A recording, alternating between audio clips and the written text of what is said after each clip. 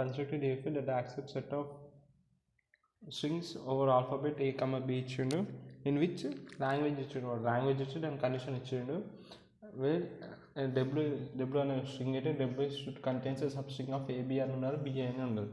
So మన language ఏమొస్తుంది, వాడు ఏమంటున్నాడు, సబ్స్ట్రింగ్ AB అని ఉండాలి, BA అని ఉండాలి.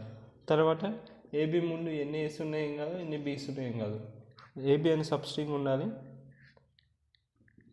ముందు ఎన్ని బీస్ ఉన్నా ఎన్ని ఏస్ ఉన్నాయి ఏం కాదు.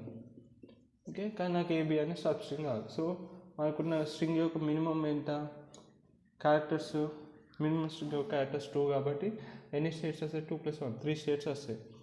Q0, Q1, Q2 3 స్టేట్స్ వస్తాయి. Q2 ఫైనల్ స్టేట్ అవుతుంది, అది Q1 అని Q0 అని ఇన్స్టెంట్ స్టేట్ అవుతుంది. సో AB అనే సబ్స్ట్రింగ్ అన్నాడు, AB వచ్చేసింది.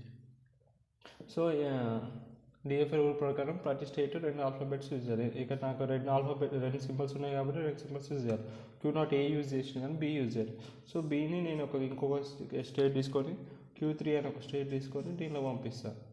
తర్వాత ఇప్పుడు Q1 B యూజ్ చేసిన కానీ A యూజ్ చేయాలి. So I can keep self loop, ఎందుకంటే ఎన్ని ఏస్ అయినా రావచ్చు, కానీ AB అని సబ్స్ట్రింగ్ ఉంటే చాలు.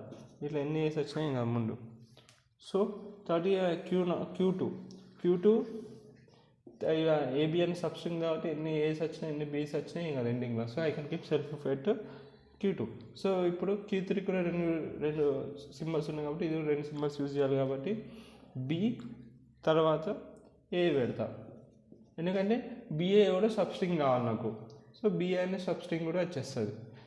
దాని ఏ ముందు ఎన్ని బీస్ వచ్చినాయి కాదు, ఎందుకంటే ఎట్లా వస్తుంది, BA వస్తుంది, BA అనే సబ్స్ట్రింగ్ ఎట్లా వస్తుంది.